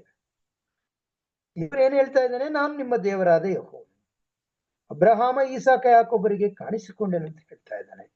ನಾನು ನಿಮ್ಮ ಪಿತೃಗಳೊಂದಿಗೆ ಒಡಂಬಡಿಕೆ ಮಾಡ್ಕೊಂಡಿದ್ದೇನೆ ಅಂತ ಹೇಳ್ತಾನೆ. ನಾನು ಕಾನಾನ್ ದೇಶವನ್ನು ನಿಮ್ಮ ಸಂತತಿಯವರಿಗೆ ಕೊಡುವೆನೆಂದು ವಾಗ್ದಾನ ಮಾಡಿದ್ದೇನೆ ಅಂತ ಹೇಳ್ತಾರೆ. ನಿಮ್ಮ ಕೂಗು, ನಿಮ್ಮ ಕಷ್ಟದ ಕೂಗು, ನಿಮ್ಮ ಒಂದು ನೋವು, ಸಂಕಟ ಇವೆಲ್ಲ ನನಗೆ ಮುಟ್ಟಿದೆ ಅಂತ ಹೇಳಿದಾನೆ. ಇದೆಲ್ಲ ನಮಗೆ ಏನು ಹೇಳುತ್ತೆ ಅಂತಂದ್ರೆ ಪ್ರಿಯರೇ, ದೇವರು ತಾನಾಗಿ ನಮ್ಮ ಜೊತೆ ಸಂಧಾನ ಮಾಡಿಕೊಳ್ಳುವುದನ್ನ, ನಮ್ಮ ಜೊತೆ ಸಮಾಧಾನ ಮಾಡಿಕೊಳ್ಳುವುದನ್ನ, ನಮ್ಮ ಜೊತೆ ಒಡಂಬಡಿಕೆ ಮಾಡಿಕೊಳ್ಳುವುದನ್ನ ನಾವು ನೋಡ್ತಾ ಇದ್ದೇವೆ. ನಾವು ದೇವರ ಕಡೆ ತಿರುಗುವುದಕ್ಕಿಂತ ದೇವರೇ ನಮ್ಮ ಕಡೆ ತಿರುಗಿಕೊಂಡು ನಮ್ಮಿಂದ ಯಾವುದೇ ಅಂದ್ರೆ ಯಾವ ಒಡಂಬಡಿಕೆ ಅಥವಾ ಒಂದು ಕರಾರು ಮಾಡುವಾಗ ಎರಡು ಪಾರ್ಟಿಗಳಲ್ಲಿ ಪರಸ್ಪರ ಒಂದು ಫಲ ಇರಬೇಕು. ಒಬ್ಬರಿಂದ ಇನ್ನೊಬ್ಬರಿಗೆ ಫಲ ಸಿಗ್ಬೇಕು. ಅಂದ್ರೆ ಒಂದು ಮಾರಾಟ ಮಾಡುವಾಗ ಹಣ ಮಾರಾಟ ಮಾಡೋನು ಸಿಗ್ಬೇಕು, ಕೊಂಡ್ಕೊಳ್ಳೋವನಿಗೆ ಆ ಪದಾರ್ಥ ಸಿಗಬೇಕು. ಈ ತರ ಇದು ಕರಾರು ಅಥವಾ ಒಡಂಬಡಿಕೆ ಇಬ್ಬರ ನಡುವೆ ನಡೆಯೋದು. ಆದ್ರೆ ದೇವರು ಮಾಡಿಕೊಳ್ಳುವಂತ ಒಡಂಬಡಿಕೆಯಲ್ಲಿ ದೇವರಿಗೆ ಯಾವುದೇ ಒಂದು ಸ್ವಾರ್ಥತೆ ಆಗ್ಲಿ ಅಥವಾ ಆತ ಲಾಭಕ್ಕಾಗ್ಲಿ ಈ ಒಡಂಬಡಿಕೆಯನ್ನ ಅಂತ ಮಾಡಿಕೊಳ್ಳಿಲ್ಲ. ಆತನು ತನ್ನ ಜನರ ಸಲುವಾಗಿ, ತಾನು ಸೃಷ್ಟಿ ಮಾಡಿದಂತಹ ಮನುಷ್ಯರ ಸಲುವಾಗಿ ತನ್ನ ಪ್ರಾಣವನ್ನೇ ಕೊಡುವುದಕ್ಕಿದ್ದರಿಂದ ಆತನ ಈ ಒಡಂಬಡಿಕೆ ಮಾಡಿಕೊಂಡದ್ದನ್ನ ನಾವು ನೋಡ್ತೇವೆ. ಪ್ರಿಯರೇ, ದೇವರು ಈ ಒಡಂಬಡಿಕೆ ಮಾಡಿಕೊಳ್ಳೋದ್ರಲ್ಲಿ ನಾವು ಏನ್ ಕಲಿಬಹುದು ಅಂತಂದ್ರೆ, ನಮ್ಮನ್ನ ಸದಾ ಕಾಲಕ್ಕೆ ಬಿಟ್ಟು ಬಿಡುವನಲ್ಲ. ದೇವರು god is god of relationships ಅಂತ ಕರೀತೀವಿ. ನಮ್ಮ ದೇವರು ಉತ್ತಮವಾದ ಸಂಬಂಧವನ್ನ, ಬಾಂಧವ್ಯವನ್ನ ಹೊಂದಿಕೊಳ್ಳುವಂತಹ ದೇವರು. ನಮ್ಮಲ್ಲಿ ಅದಿಲ್ಲದೆ ಇರಬಹುದು. ನಮಗೆ ಮನುಷ್ಯರು ಏನ್ ಮಾಡ್ತೇವೆ, ಯಾರಲ್ಲಿ ಲಾಭ ಇದೆಯೋ, ಯಾರಿಂದ ನಮ್ಗೆ ಸ್ವಲ್ಪ ಪ್ರಯೋಜನ ಇದೆಯೋ ಅವರನ್ನ ನಾವು ಬಿಡದೇನೆ ಅವ್ರ ಮುಖಾಂತರ ಏನಾದ್ರೂ ಕೆಲಸ ಆಗ್ಲಿ, ಅವ್ರಿಂದೇನಾದ್ರೂ ಲಾಭ ಆಗ್ಲಿ ಅಂತ ನಾವು ಈ ತರ ಯೋಚನೆ ಮಾಡ್ತೇವೆ. ಆದ್ರೆ ದೇವರು ಆ ರೀತಿ ಆಲೋಚನೆ ಮಾಡೋದಲ್ಲ. ಅವನು ಯಾವ ರೀತಿ ಇದ್ದಾನೆ ಅಂತಂದ್ರೆ, ಒಬ್ಬ ವ್ಯಕ್ತಿ ತನ್ನ ಎಲ್ಲಾ ಸಂಪತ್ತನ್ನ ಮಾರಿ ಒಂದು ಮುತ್ತನ್ನ, ವಿಶೇಷವಾದ ಮುತ್ತನ್ನ ಕೊಂಡ್ಕೊಂಡಂತೆ ದೇವರು ತನ್ನೆಲ್ಲ ಅಂದ್ರೆ ಪರಲೋಕವನ್ನ ಬರೆದು ಮಾಡಿ ಈ ಮನುಷ್ಯನನ್ನ ತನ್ನ ಸ್ವರಕ್ತದಿಂದ ಸಂಪಾದಿಸಿಕೊಳ್ಳಿಕ್ಕೆ ಇವನು ಮುಂದೆ ಬಂದಿದ್ದಾನೆ. ಆತನ ರಕ್ಷಣಾ ಯೋಜನೆ ಎಲ್ಲಿದೆ ಅಂತಂದ್ರೆ, ದೇವರೇ ನಿನ್ನ ರಕ್ಷಣೆ ಯೋಜನೆಯು ನಿನ್ನ ಗುಡಾರ ಸೇವೆಯಲ್ಲಿದೆ. ಗುಡಾರದ ಸೇವೆಯಲ್ಲಿ ಸಂಪೂರ್ಣವಾದ ರಕ್ಷಣೆಯ ಪಾಠವನ್ನ ಇಟ್ಟಿದ್ನ. ಒಬ್ಬ ವ್ಯಕ್ತಿಗೆ ಹೇಗೆ ಒಂದು ಕ್ಷಮಾಪಣೆ ಸಿಗುತ್ತೆ, ಆತನಿಗೆ ಆ ಕ್ಷಮಾಪಣೆಯ ವ್ಯವಸ್ಥೆ ಏನು? ರಕ್ತಧಾರೆ ಇಲ್ಲದೆ ಪಾಪ ಪರಿಹಾರವಿಲ್ಲ. ಸಕಲ ಜೀವಿಗಳಿಗೂ ಸಕಲ ದೇಹಿಗಳಿಗೂ ರಕ್ತವೇ ಪ್ರಾಣಾಧಾರ. ಆ ಪ್ರಾಣಾಧಾರವಾದ ರಕ್ತವನ್ನ ಸುರಿಸಿ, ಅಂದ್ರೆ ಮರಣಕ್ಕೆ ವಿರೋಧವಾದ ಜೀವಾಧಾರವಾಗಿರುವಂತದ್ದನ್ನ ಸುರಿಸಿ ಅದಕ್ಕೆ ಅವನು ದಂಡನೆಯನ್ನ ಅಂದ್ರೆ ಪ್ರಾಯಶ್ಚಿತ್ತವನ್ನ ಮಾಡಿಕೊಳ್ಳುವಂಥದ್ದು. ಪ್ರಾಯಶ್ಚಿತ್ತ ಯಜ್ಞವನ್ನಾಗಿ ತನ್ನನ್ನು ತಾನು ಸಮರ್ಪಿಸಿಕೊಳ್ಳುವಂತಹ ದೇವರಾಗಿದ್ದರಿಂದ ನಮಗೋಸ್ಕರ ಆತನು ಕಳೆದು ಹೋಗಿದ್ದಂತಹ ಮನುಷ್ಯರ ನಡುವೆ ಕಳೆದು ಹೋಗಿದ್ದಂತಹ ಆ ಒಂದು ಬಾಂಧವ್ಯ, ಆ ಒಂದು ಸಂಬಂಧವನ್ನ ಮತ್ತೆ ಏರ್ಪಡಿಸಿಕೊಳ್ಳಿಕ್ಕೆ ಯಾವಾಗಲೂ ದೇವರು ತಾನೇ ಮುಂದಾಗಿ ಬರುವುದನ್ನು ನಾವು ನೋಡ್ತೇವೆ. ಇಲ್ಲಿ ಅದನ್ನೇ ಸ್ವಾಮಿ ಮತ್ತೆ ಪ್ರಸ್ತಾಪ ಮಾಡಿ ಮೋಶೆಗೆ ತಾನು ಯಾರು, ತಾನು ಯಾಕೆ ಇದನ್ನು ಮಾಡ್ತಾ ಇದ್ದಾನೆ ಅನ್ನೋದನ್ನ ಸ್ಪಷ್ಟವಾಗಿ ಮೋಶೆಗೆ ಹೇಳ್ತಾನೆ. ಜನರು ಅದನ್ನೆಲ್ಲ ನಂಬ್ಕೊಳ್ಳೋ ರೀತಿ ಆಗುತ್ತೆ. ಅವನು ಎಷ್ಟು ಮಟ್ಟಿಗೆ ನಡೆಸ್ತಾನೆ ಅಂತಂದ್ರೆ, ಜನರ ಬೆಂಬಿಡಿದ ಆತನು ನಡೆಸ್ಕೊಂಡು ಹೋಗ್ತಾನೆ. ಅವರ ಅತ್ಯಗತ್ಯತೆಗಳನ್ನ ಅಲ್ಲಲ್ಲಿ ಪೂರೈಸ್ತಾನೆ. ಅವರಿಗೆ ಬಂದಂತ ಕಷ್ಟ ಸಂಕಟಗಳಲ್ಲಿ ಆತನು ನೆರವಾಗ್ತಾನೆ. ಅವರಿಗೆ ನೀರು ಸಹಿತವಾಗಿ ಅವ್ರಿಗೆ ತೊಂದರೆ ಆದಾಗ ಆ ನೀರನ್ನ ಕೊಡ್ತಾನೆ, ಬಂಡೆಯಿಂದ ನೀರು ಉಕ್ಕಿಸ್ತಾನೆ, ಆಹಾರವನ್ನ ಕೊಡ್ತಾನೆ. 40 ವರ್ಷಗಳ ಕಾಲ ಆ ಅಡವಿಯಲ್ಲಿ ಮಕ್ಕಳ ತಾಯಿ ತಂದೆ ತನ್ನ ಮಕ್ಕಳನ್ನ ಪೊರೆಯುವಂತೆ ಅಲ್ಲಿ ಪೊರೆಯೋದನ್ನ ನಾವು ನೋಡ್ತೇವೆ. ಇದನ್ನ ತಾನೇ ನಾವು ನೋಡ್ಕೊಳ್ಳೋದು. ಇಲ್ಲಿ ನಾನು ಎಂದು ದೇವರು ಮಾಡಲು ಈ 4 ಕಾರ್ಯಗಳು ತನ್ನ ಜನರಾದ ಇಸ್ರಾಯೇಲರಿಗೆ ಆತನ ಸಂಬಂಧವನ್ನು ಪುನರುಸ್ಥಾಪಿಸುವುದು. ಈ ಎಲ್ಲಾ ಕಾರ್ಯಗಳ ಕಾರ್ಯಕರ್ತನು ದೇವರೇ ಆಗಿದ್ದಾನೆ ಹಾಗೂ ಇಸ್ರಾಯೇಲರು ದೇವರ ಕೃಪೆಯ ಹಾಗೂ ಸೌಲಭ್ಯಗಳನ್ನು ಪಡೆದು ಕೊಳ್ಳುವರಾಗಿದ್ದಾರೆ. ದೇವರು ತನ್ನ ಮಹಾಪ್ರೀತಿಯಿಂದ ಈ ವರಗಳನ್ನು ಉಚಿತವಾಗಿ ಕೊಡುತ್ತಾನೆ. ಇಸ್ರಾಯೇಲರಿಗೆ ಹಿಂದೆ ಅವುಗಳನ್ನು ಕೊಟ್ಟನು ಹಾಗೂ ಇಂದು ಸಹ ನಮಗೆ ಈ ವರಗಳನ್ನು ಉಚಿತವಾಗಿ ಕೊಡುತ್ತಾನೆ.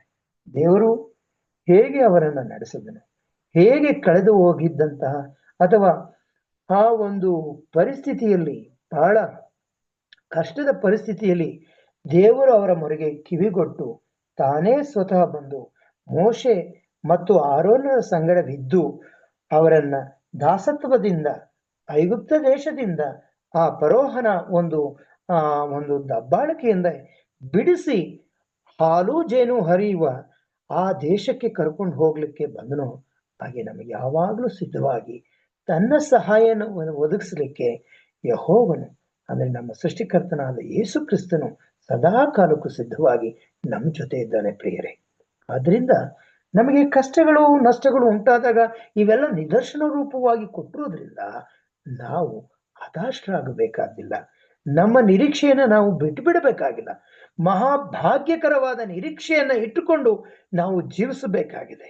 ಇಂಥ ಕಷ್ಟಗಳು ನಷ್ಟಗಳು ಅಥವಾ ಆಕಸ್ಮಿಕಗಳು ಬಂದಾಗ ನಾವು ಧೃತಿಗೆಡಬಾರದು, ಧೈರ್ಯಗೆಡಬಾರದು. ನಾವು ಭರವಸದಿಂದ ಇರಬೇಕು.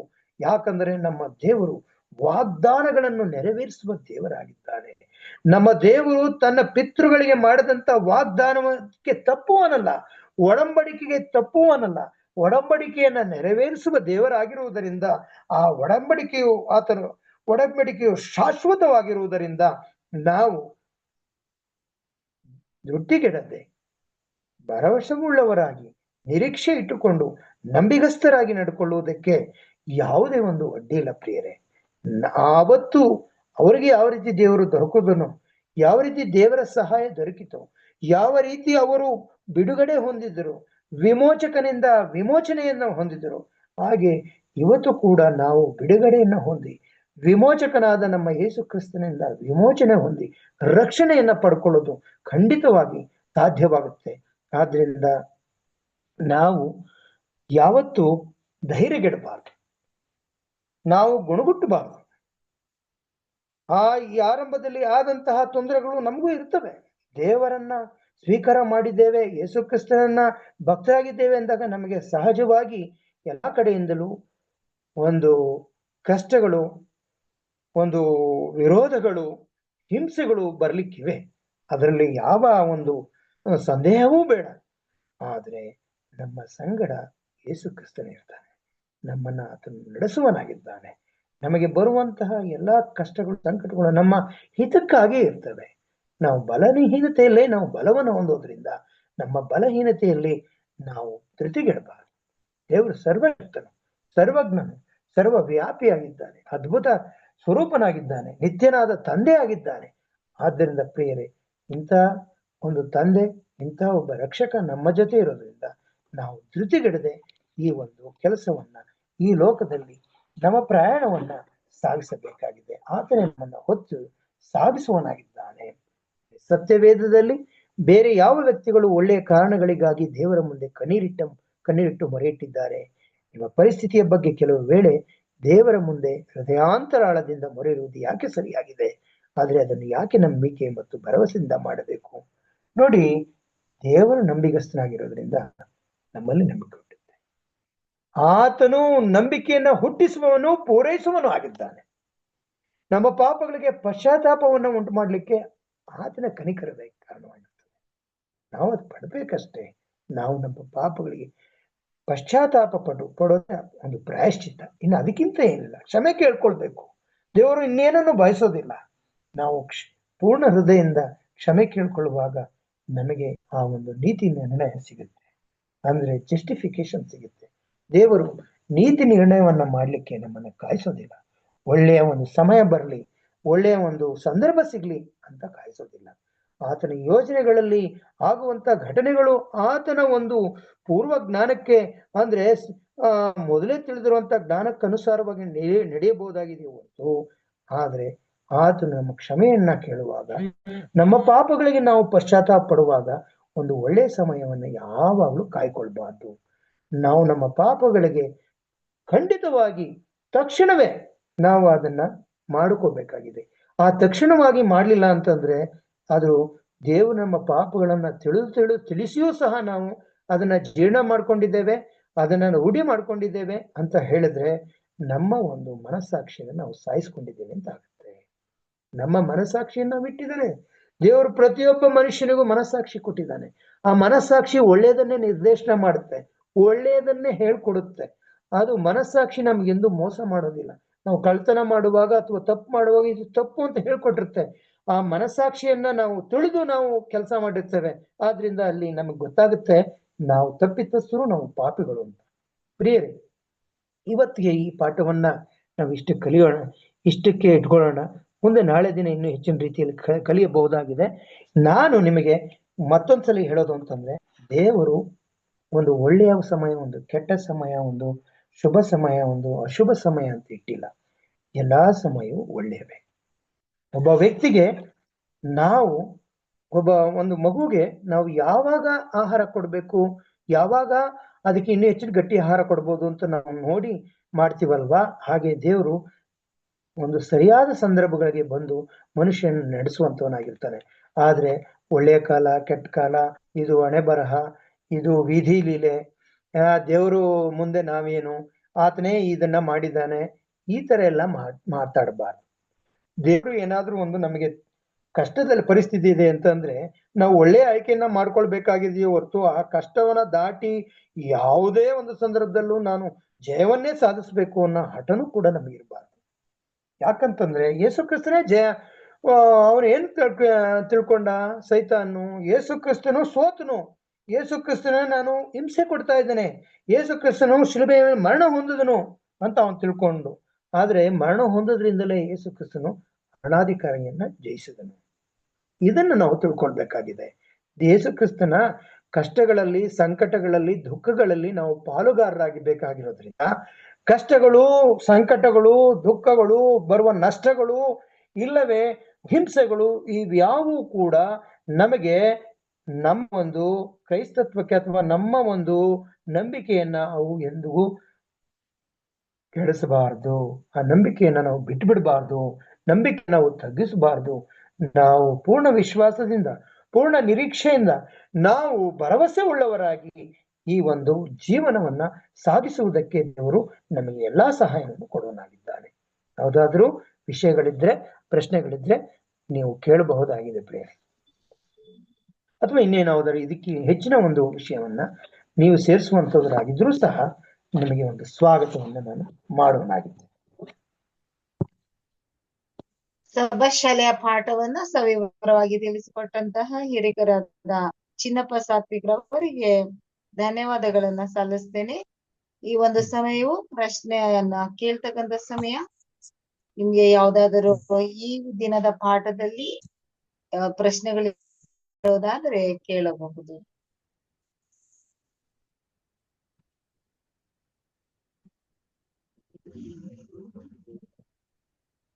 ಯಾವುದೇ ಪ್ರಶ್ನೆಗಳಿಲ್ಲದ ಪಕ್ಷದಲ್ಲಿ ನಾವು ಪ್ರಾರ್ಥನೆಗೆ ತೆರಳುವ.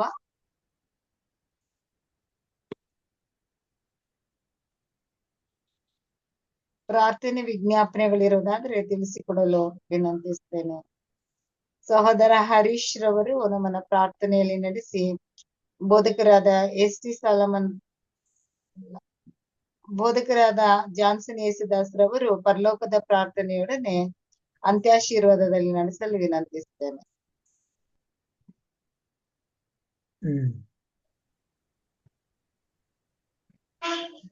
ಹರೀಶ್ ಬ್ರದರ್. ರತ್ನಮ್ ಅವ್ರಿಗೆ ಹೇಳ್ರಿ. ಹರೀಶ್ ಅಂತಂದ್ರೆ ರತ್ನಮ್ ಅವರೇ ನೋಡ್ತಾ ಇರ್ತಾರೆ, ರತ್ನಕುಮಾರಿ ಅವರು. ರತ್ನ ಬೇರೆ ಇದ್ದಾರೆ, ಹರೀಶ್ ಬೇರೆ ಇದ್ದಾರೆ. ಹೌದಾ? ಹರೀಶ್ ನನಗೆ ನೋಡಿ, ನಾನು ಅನ್ಕೊಂಡೆ ರತ್ನಕುಮಾರಿ ಅವರೇ. ಹಿರಿಕರಾದ ಯಶವಂತ್ ಅವರು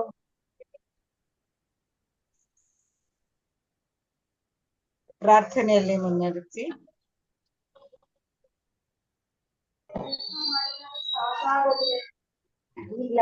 ಪ್ರಾರ್ಥನೆ ಮಾಡೋಣ. ಸರ್ವಶಕ್ತನಾದ ತಂದೆಯಾದಂತ ದೇವ್ರೆ, ನಿನ್ನ ನಾಮಕ್ಕೆ ಅನಂತ ಸ್ತೋತ್ರ ಸಲ್ಲಿಸುವರಾಗಿದ್ದೇವೆ ಕರ್ತ. ಬೆಳಗಿನಿಂದ ಇಲ್ಲಿವರೆಗೆ ನಮ್ಮೆಲ್ಲರನ್ನ ಅದ್ಭುತವಾಗಿ ನಡೆಸಿ ಈ ಸಾಯಂಕಾಲದಲ್ಲಿ ನಮ್ಮೆಲ್ಲರನ್ನು ಒಟ್ಟಾಗಿ ಸೇರಿಸಿ ನಿನ್ನ ಸಬ್ಬತ್ ಶಾಲೆ ಪಾಠದಲ್ಲಿ ಭಾಗವಹಿಸಿ ವಾಕ್ಯಗಳನ್ನ ತಿಳಿದುಕೊಳ್ಳುವಂತ ಒಂದು ಭಾಗ್ಯವನ್ನ ನಮಗೆ ದಯಪಾಲಿಸಿಕೊಟ್ಟದ್ದಕ್ಕಾಗಿ ನಿನಗೆ ಸ್ತೋತ್ರ ಸ್ವಾಮಿ. ಸ್ತೋತ್ರ ಯೇಸುವೆ. ಇವತ್ತಿನ ಪಾಠವನ್ನ ಬಹಳ ವಿವರವಾಗಿ ತಿಳಿಸಿಕೊಟ್ಟಂತ ಚಿನ್ನಪ್ಪರಿಗೂ ವಿಶೇಷವಾಗಿ ವಂದನೆಗಳನ್ನು ಹೇಳುವರಾಗಿದ್ದೇವೆ. ಪ್ರತಿದಿನವೂ ಅವರು ಪಾಠವನ್ನು ತೆಗೆದುಕೊಂಡು ಒಳ್ಳೆಯ ರೀತಿಯಿಂದ ಎಲ್ಲ ವಿಷಯಗಳನ್ನು ತಿಳಿಸುವಾಗ ಸ್ವಾಮಿ, ಅದನ್ನು ನಾವು ಅರ್ಥ ಮಾಡಿಕೊಂಡು ಆ ಸಬ್ಬತ್ ಶಾಲೆ ಪಾಠವನ್ನ ನಮ್ಮ ಜೀವನದಲ್ಲಿ ಅಳವಡಿಸಿಕೊಂಡು ಅದರ ಪ್ರಕಾರ ನಡೆಯುವಂತ ಒಂದು ಭಾಗ್ಯವನ್ನ ಕೂಡಿ ಬಂದಿರತಕ್ಕಂತ ನಮ್ಮೆಲ್ಲರಿಗೆ ದಯಪಾಲಿಸಿ ಕೊಡಬೇಕಾಗಿ ನಿನ್ನನ್ನು ಕೇಳಿಕೊಳ್ಳುತ್ತೇವೆ. ತಂದೆಯಾದ ದೇವರೇ, ಈ ಸಮಯದಲ್ಲಿ ವಿಶೇಷವಾಗಿ ಯಾರಾದರೂ ನಮಗೋಸ್ಕರ ಪ್ರಾರ್ಥನೆ ಮಾಡಿ ಅಂತೇಳಿ ಕೇಳಿಕೊಂಡಿದ್ದಾರೆ, ಆ ಮಕ್ಕಳನ್ನು ಕೂಡ ವಿಶೇಷವಾಗಿ ನೀನು ಮುಟ್ಟಿಸುವ. ಅವರ ಕುಂದು ಕೊರತೆಗಳನ್ನ, ಅವರ ನೋವುಗಳನ್ನ, ಅವರ ಕಾಯಿಲೆಗಳನ್ನ ನೀನು ಬಲ್ಲವನಾಗಿದ್ದಿ ಕರ್ತನೆ. ನೀನೇ ಅವರನ್ನು ಮುಟ್ಟಿ ಆಶೀರ್ವದಿಸಿ ನಡೆಸಿ ಕಾಯ್ದು ಕಾಪಾಡಬೇಕಾಗಿ ನಿನ್ನನ್ನು ಕೇಳಿಕೊ. ವಿಶೇಷವಾಗಿ KP ರವಿ ಅವ್ರಿಗೋಸ್ಕರ, ಅವರ ಕುಟುಂಬಗೋಸ್ಕರ, ಅವರ ಸಭೆಗಳಿಗೋಸ್ಕರ ನಾವು ಪ್ರಾರ್ಥನೆ ಮಾಡುವಾಗ ಕರ್ತನೆ, ನಮ್ಮ ಪ್ರಾರ್ಥನೆಯನ್ನು ಲಾಲಿಸಿ ಆ ಕುಟುಂಬದಲ್ಲಿ ಬೇಕಾದಂತ ಎಲ್ಲ ಆಶೀರ್ವಾದಗಳನ್ನು ಕೊಟ್ಟು ಮತ್ತು ಆ ಸಭೆಯು ಆದಷ್ಟು ಬೇಗನೆ ಕಟ್ಟಲ್ಪಟ್ಟು ಆ ಸಭೆಯಲ್ಲಿ ಹೋಗಿ ಸಭಿಕರು ಹೋಗಿ ನಿನ್ನ ವಾಕ್ಯಗಳನ್ನು ಕೇಳುವಂತ ಒಂದು ಭಾಗ್ಯವನ್ನ ಅವರಿಗೆ ದಯಪಾಲಿಸಿ ಕೊಡಬೇಕಾಗಿ ನಿನ್ನನ್ನು ಕೇಳಿಕೊಳ್ಳುತ್ತೇವೆ. ಅದೇ ರೀತಿ ಮಂಜುನಾಥ್ ಅವರ ಕುಟುಂಬಕ್ಕೋಸ್ಕರ ನಾವು ಪ್ರಾರ್ಥನೆ ಮಾಡುವರಾಗಿದ್ದೇವೆ. ಅವರನ್ನು ಕೂಡ ಆಶೀರ್ವದಿಸು. ಅವರ ಕುಟುಂಬಕ್ಕೆ ಬೇಕಾದಂತ ಎಲ್ಲ ಆಶೀರ್ವಾದಗಳನ್ನು ಕೊಟ್ಟು ಅವರು ಕೂಡ ಸ್ವಾಮಿ ನಿನ್ನ ಭಯಭಕ್ತಿಯಲ್ಲಿ ನಿನ್ನ ಹೆಜ್ಜೆಯಲ್ಲಿ ನಡೆಯುವಾಗ ಬೇಕಾದಂತ ಎಲ್ಲ ಸಹಾಯಗಳನ್ನ ಒದಗಿಸಿಕೊಟ್ಟು ನಡೆಸಬೇಕಾಗಿ ನಿನ್ನನ್ನು ಕೇಳಿಕೊಳ್ಳುತ್ತೇವೆ. ಇನ್ನು ಬೋಧಕರಾದ ಜಾನ್ಸನ್ ಯೇಸುದಾಸ್ ಅವರಿಗೋಸ್ಕರ, ಅವರ ಕುಟುಂಬಗೋಸ್ಕರ, ವಿಶೇಷವಾಗಿ ಅವರ ಮಗನಿಗೋಸ್ಕರ ನಾವು ಪ್ರಾರ್ಥನೆ ಮಾಡೋರಾಗಿದ್ದೇವೆ. ಆ ಮಗನಿಗೆ ಆದಷ್ಟು ಬೇಗನ ಅಡ್ಮಿಷನ್ ಸಿಕ್ಕು ಆತನು ಕಾಲೇಜಿನಲ್ಲಿ ಒಳ್ಳೆ ರೀತಿಯಿಂದ ವಿದ್ಯಾಭ್ಯಾಸ ಮಾಡುವ ಹಾಗೆ ನೀನೇ ಆ ಮಗನಿಗೆ ಸಹಾಯ ಮಾಡಬೇಕಾಗಿ ನಿನ್ನನ್ನು ಕೇಳಿಕೊಳ್ಳುತ್ತೇವೆ. ಇನ್ನು ಪ್ರೇಮ್ನಾಥ್ ಕೋಲ್ಕರ್ ಅವರ ಮಕ್ಕಳಿಗೋಸ್ಕರ ನಾವು ಪ್ರಾರ್ಥನೆ ಮಾಡುತ್ತೇವೆ ಕರ್ತನೆ. ರೇಖಾಗೋಸ್ಕರ ವಿಶೇಷವಾಗಿ ನಾವು ಪ್ರಾರ್ಥನೆ ಮಾಡುವಾಗ ನಮ್ಮ ಪ್ರಾರ್ಥನೆಯನ್ನು ಲಾಲಿಸಿ ಆ ಮಗಳಿಗೆ ಬೇಕಾದಂತ ಒಳ್ಳೆ ಆರೋಗ್ಯವನ್ನ, ಬಲವನ್ನ, ನಿನ್ನ ಪವಿತ್ರಾತ್ಮನ ಶಕ್ತಿಯನ್ನ ಆ ಮಗಳ ಮೇಲೆ ಸುರಿಸಬೇಕಾಗಿ ನಿನ್ನನ್ನು ಕೇಳಿಕೊಳ್ಳುತ್ತೇವೆ. ಇನ್ನು ವಿಶೇಷವಾಗಿ ರಾಜೇಶ್ ಅವರ ಕುಟುಂಬಗೋಸ್ಕರ, ಅವರ ಕುಟುಂಬದ ಎಲ್ಲ ಸದಸ್ಯರನ್ನು ಕೂಡ ವಿಶೇಷವಾಗಿ ನೀನು ಆಶೀರ್ವದಿಸಿ ಅವರಿಗೆ ಬೇಕಾದಂತ ಆಶೀರ್ವಾದಗಳನ್ನು ಕೊಟ್ಟು ಅವರು ಕೂಡ ಸ್ವಾಮಿ ನಿನ್ನ ಭಯಭಕ್ತಿಯಲ್ಲಿ ನಿನ್ನ ಹೆಜ್ಜೆಯಲ್ಲಿ ನಡೆಯುವಾಗ ಯಾವ ಸೈತಾನನ ಶೋಧನೆ ಕೂಡ ಆ ಮನೆ ಒಳಗಡೆಗೆ ಬಾರದಂತೆ ನಿನ್ನ ಪವಿತ್ರಾತ್ಮನ ಮುಖಾಂತರ ಅವರನ್ನು ನಡೆಸು. ಇನ್ನು ಹಿರಿಕರಾದಂತ ಶಾಮಿಲ್ ಕೃಷ್ಣಪ್ಪ ಅವರಿಗೋಸ್ಕರ ನಾವು ಪ್ರಾರ್ಥನೆ ಮಾಡೋರಾಗಿದ್ದೇವೆ. ಅವರನ್ನು ಕೂಡ ಆಶೀರ್ವದಿಸು ಸ್ವಾಮಿ. ಅವರು ಕೂಡ ಈ ವಯಸ್ಸಿನಲ್ಲಿ ಪ್ರತಿ ಬೆಳಗಿನ ಜಾವದಲ್ಲಿ ಮತ್ತು ಸಾಯಂಕಾಲದಲ್ಲಿ ಅವರು ಬಂದು ಭಾಗವಹಿಸಿ ನಿನ್ನ ವಾಕ್ಯಗಳನ್ನ ಕೇಳುವಂತ ಒಂದು ಭಾಗ್ಯವನ್ನು ಅವರಿಗೆ ದಯಪಾಲಿಸಿಕೊಟ್ಟಿದ್ದಿ ಸ್ವಾಮಿ. ನಿನ್ನ ನಾಮಕ್ಕೆ ಅನಂತ ಸ್ತೋತ್ರ ಸ್ವಾಮಿ. ಇನ್ನು ಬೋಧಕರಾದಂತ ಸಾಲಮನ್ ಅವರ ಕುಟುಂಬಕ್ಕೋಸ್ಕರ ಪ್ರಾರ್ಥನೆ ಮಾಡೋರಾಗಿದ್ದೇವೆ. ಅವರನ್ನು ಕೂಡ ನಿನ್ನ ವಿಶೇಷವಾಗಿ ಆಶೀರ್ವದಿಸಿ ಅವರು ಕೂಡ ಸ್ವಾಮಿ ನಿನ್ನ ಸೇವೆಯಲ್ಲಿ ಪಾಲ್ಗೊಂಡು ನಿನ್ನ ವಾಕ್ಯಗಳನ್ನು ಕೇಳುವಾಗ ಅವರಿಗೆ ಬೇಕಾದಂತ ಎಲ್ಲ ಆಶೀರ್ವಾದಗಳನ್ನು ಕೊಟ್ಟು ಅವರನ್ನು ನಡೆಸಬೇಕಾಗಿ ನಾನು ಕೇಳಿಕೊಳ್ಳುತ್ತೇವೆ. ಇನ್ನು ವಿಶೇಷವಾಗಿ ವರಲಕ್ಷ್ಮಿ ಅವರ ಕುಟುಂಬಕ್ಕೋಸ್ಕರ ನಾವು ಪ್ರಾರ್ಥನೆ ಮಾಡೋರಾಗಿದ್ದೇವೆ. ಅವರು ಕೂಡ ಸ್ವಾಮಿ ಪ್ರತಿ ಬೆಳಗಿನ ಜಾವದಲ್ಲಿ, ಪ್ರತಿ ಸಾಯಂಕಾಲದಲ್ಲಿ ಬಂದು ನಿನ್ನ ರಾಗಗಳನ್ನು ಹಾಡುವಂತಹ ಸಮಯದಲ್ಲಿ, ನಿನ್ನ ವಾಕ್ಯಗಳನ್ನು ಕೇಳುವಂತಹ ಸಮಯದಲ್ಲಿ ಆ ಮಗಳಿಗೆ ಬೇಕಾದಂತ ಧೈರ್ಯವನ್ನ, ಬಲವನ್ನು, ನಿನ್ನ ಪವಿತ್ರಾತ್ಮನ ಶಕ್ತಿಯನ್ನು ಅವರ ಮೇಲೆ ಸುರಿಸಬೇಕಾಗಿ ನಿನ್ನನ್ನು ಕೇಳಿಕೊಳ್ಳುತ್ತೇವೆ ಕರ್ತನೆ. ಇನ್ನು ವಿಶೇಷವಾಗಿ ತಿಮೋತಿ ಅವರ ಕುಟುಂಬಕ್ಕೋಸ್ಕರ ನಾವು ಪ್ರಾರ್ಥನೆ ಮಾಡೋರಾಗಿದ್ದೇವೆ. ಅವರನ್ನು ಕೂಡ ವಿಶೇಷವಾಗಿ ಮುಟ್ಟು ಅವರಿಗೆ ಬೇಕಾದಂತ ಎಲ್ಲ ಆಶೀರ್ವಾದಗಳನ್ನು ಕೊಟ್ಟು ಅವರು ಕೂಡ ಸ್ವಾಮಿ ನಿನ್ನ ಭಯಭಕ್ತಿಯಲ್ಲಿ ನಿನ್ನ ಹೆಜ್ಜೆಯಲ್ಲಿ ನಡೆಯುವಾಗ ನೀನು ಸಹಾಯ ಮಾಡು. ಇನ್ನು ಬಸಪ್ಪ ಅವ್ರ ಕುಟುಂಬಕ್ಕೋಸ್ಕರ ಪ್ರಾರ್ಥನೆ ಮಾಡುತ್ತೇವೆ. ಅವರನ್ನು ಕೂಡ ನೀನು ಆಶೀರ್ವದಿ ಸ್ವಾಮಿ. ಅವರು ಕೂಡ ಇವತ್ತಿನ ಬೆಳಗಿನ ಜಾವದಲ್ಲಿ ಒಳ್ಳೆಯ ಸಂದೇಶವನ್ನು ಕೊಟ್ಟಿದ್ದಾರೆ ಸ್ವಾಮಿ. ಅವರನ್ನು ಇನ್ನೂ ವಿಶೇಷವಾಗಿ ಆಶೀರ್ವದಿಸಿ ಇನ್ನೂ ಅನೇಕ ಸಂದೇಶಗಳನ್ನು ಕೊಟ್ಟು ಸ್ವಾಮಿ, ಅನೇಕ ಮಕ್ಕಳು ನಿನ್ನ ವಾಕ್ಯಗಳನ್ನು ತಿಳಿದುಕೊಳ್ಳುವಾಗ ನೀನು ಸಹಾಯ ಮಾಡು. ಇನ್ನು ಡೇವಿಡ್ ಅವರ ಕುಟುಂಬಕ್ಕೋಸ್ಕರ ನಾವು ಪ್ರಾರ್ಥನೆ ಮಾಡೋರಾಗಿದ್ದೇವೆ. ಕರ್ತನೆ, ಆ ಕುಟುಂಬವನ್ನು ಆಶೀರ್ವದಿಸು. ಅವರು ಕೂಡ ಉತ್ತಮವಾದ ಸಂದೇಶಗಳನ್ನ ಕೊಡುವರಾಗಿದ್ದಾರೆ, ಉತ್ತಮವಾದಂಥ ರಾಗಗಳನ್ನು ಹಾಡುವರಾಗಿದ್ದಾರೆ. ಅವರನ್ನು ಕೂಡ ನೀನು ಆಶೀರ್ವದಿಸಿ ಅವರು ಕೂಡ ಸ್ವಾಮಿ ನಿನ್ನ ಭಯಭಕ್ತಿಯಲ್ಲಿ ನಿನ್ನ ಹೆಜ್ಜೆಯಲ್ಲಿ ನಡೆದು ನಿನಗೆ ಸಾಕ್ಷಿ ಮಕ್ಕಳಾಗಿ ಜೀವಿಸುವ ಒಂದು ಭಾಗ್ಯವನ್ನು ಅವರಿಗೆ ದಯಪಾಲಿಸಿಕೊಡು. ಕರ್ತನೆ, ಇನ್ನು ವಿಶೇಷವಾಗಿ ಮಿಸಸ್ ಹೇಮಲತಾ ಭಕ್ತರಾಜ್ ಅವರ ಕುಟುಂಬಕ್ಕೋಸ್ಕರ, ಅವರ ಮಕ್ಕಳಿಗೋಸ್ಕರ, ಅವರ ಮೊಮ್ಮಕ್ಕಳಿಗೋಸ್ಕರ ಪ್ರಾರ್ಥನೆ ಮಾಡೋರಾಗಿದ್ದೇವೆ. ಕರ್ತನೆ, ಅವರನ್ನು ಕೂಡ ನೀನು ಆಶೀರ್ವದಿಸು. ಅವರಿಗೆ ಬೇಕಾದಂಥ ಎಲ್ಲ ಆಶೀರ್ವಾದಗಳನ್ನು ಕೊಟ್ಟಿದ್ದಿ. ಇನ್ನು ಹೆಚ್ಚಾದಂಥ ಆಶೀರ್ವಾದಗಳನ್ನು ಕೊಟ್ಟು ಅವರನ್ನು ನಡೆಸಬೇಕಾಗಿ ನಿನ್ನನ್ನು ಕೇಳಿಕೊಳ್ಳುತ್ತೆ. ಇನ್ನು ಚಿನ್ನಪ್ಪ ಅವರಿಗೋಸ್ಕರ ಪ್ರಾರ್ಥನೆ ಮಾಡೋರಾಗಿದ್ದೇವೆ. ಅವರ ಕುಟುಂಬವನ್ನು ಕೂಡ ನೀನು ಆಶೀರ್ವದಿಸು ಮತ್ತು ನಮ್ಮ ಕುಟುಂಬವನ್ನು ಕೂಡ ನೀನು ಆಶೀರ್ವದಿಸು. ಇನ್ನು ವಿಶೇಷವಾಗಿ ಬೋಧಕರಾದಂಥ ಎಂ ರಾಜು ಅವರ ಕುಟುಂಬಕ್ಕೋಸ್ಕರ, ಅವರ ಮಕ್ಕಳಿಗೋಸ್ಕರ, ಅವರ ಮೊಮ್ಮಕ್ಕಳಿಗೋಸ್ಕರ ನಾವು ಪ್ರಾರ್ಥನೆ ಮಾಡುವಾಗ ಈ ಕಾರ್ಯಕ್ರಮವು ಬೆಳಗಿನ ಜಾವದಲ್ಲಿ ಸಾಯಂಕಾಲದಲ್ಲಿ ಉತ್ತಮ ರೀತಿಯಿಂದ ನಡೆಯುವಂತ ಒಂದು ಭಾಗ್ಯವನ್ನ ಅವರಿಗೆ ದಯಪಾಲಿಸಿ ಕೊಟ್ಟಿದ್ದಿ. ಕರ್ತನೆ, ಇನ್ನು ಹೆಚ್ಚಾದಂತ ಜನಗಳು ಬಂದು ಇದರಲ್ಲಿ ಸೇರಿ ನಿನ್ನ ವಾಕ್ಯಗಳನ್ನು ಕೇಳಿ ನಿನ್ನ ಕಡೆಗೆ ಅವರು ಬರುವಂತ ಒಂದು ಭಾಗ್ಯವನ್ನು ನೀನು ದಯಪಾಲಿಸು. ಕರ್ತನೆ, ಈ ರಾತ್ರಿ ನಾವೆಲ್ಲರೂ ಮಲಗಲಿಕ್ಕೆ ಹೋಗುವಂತಹ ಸಮಯದಲ್ಲಿ ಕೂಡ ನಿನ್ನ ದೇವದೂತರ ಮುಖಾಂತರ, ನಿನ್ನ ಪವಿತ್ರಾತ್ಮ ಮುಖಾಂತರ ನಮ್ಮೆಲ್ಲರೂ ನಡೆಸಿ ಈ ರಾತ್ರಿ ನಮ್ಮೆಲ್ಲರಿಗೂ ಒಳ್ಳೆಯ ನಿದ್ರೆಯನ್ನು ಕೊಟ್ಟು ಸ್ವಾಮಿ, ನಿನ್ನ ಸತ್ಯದಂತಹ ಪಕ್ಷದಲ್ಲಿ ನಮ್ಮೆಲ್ಲರೂ ಬೆಳಗಿನ ಜಾವವನ್ನು ಕಂಡು ತಿರುಗ ಎಚ್ಚರವಾಗಿದ್ದು ಕಾರ್ಯಕ್ರಮದಲ್ಲಿ ಭಾಗವಹಿಸಿ ನಿನ್ನ ವಾಕ್ಯಗಳನ್ನ ಕೇಳುವಂತ ಒಂದು ಭಾಗ್ಯವನ್ನ ನಮ್ಮೆಲ್ಲರಿಗೂ ದಯಪಾಲಿಸಿ ಕೊಡಬೇಕಾಗಿ ಪ್ರಭು ಯೇಸು ಸ್ವಾಮಿ ಹೆಸರಿನಲ್ಲಿ ಅತಿ ವಿನಯದಿಂದ ತಾಳ್ಮೆಯಿಂದ ಕೇಳಿಕೊಳ್ಳುತ್ತೇನೆ ಸ್ವಾಮಿ. ಆಮೇನ್. ಕರ್ತನ ಪ್ರಾರ್ಥನೆ ಹೇಳ್ಕೋಣ. ಪರಲೋಕದಲ್ಲಿ ನಮ್ಮ ತಂದೆಯೇ, ನಿನ್ನ ನಾಮವು ಪರಿಶುದ್ಧವೆಂದೆನಿಸಲ್ಪಡಲಿ, ನಿನ್ನ ರಾಜ್ಯವು ಬರಲಿ, ನಿನ್ನ ಚಿತ್ತವು ಪರಲೋಕದಲ್ಲಿ ನೆರವೇರ ಪ್ರಕಾರ ಭೂಲೋಕದಲ್ಲಿ ನೆರವೇರಲಿ. ನಮ್ಮ ಅನುದಿನದ ಆಹಾರವನ್ನು ದಯಪಾಲಿಸಿಕೊಡು. ನಮಗೆ ತಪ್ಪು ಮಾಡಿದವರನ್ನು ನಾವು ಕ್ಷಮಿಸುವ ಹಾಗೆ ನಮ್ಮ ಪಾಪವನ್ನು ಕ್ಷಮಿಸು.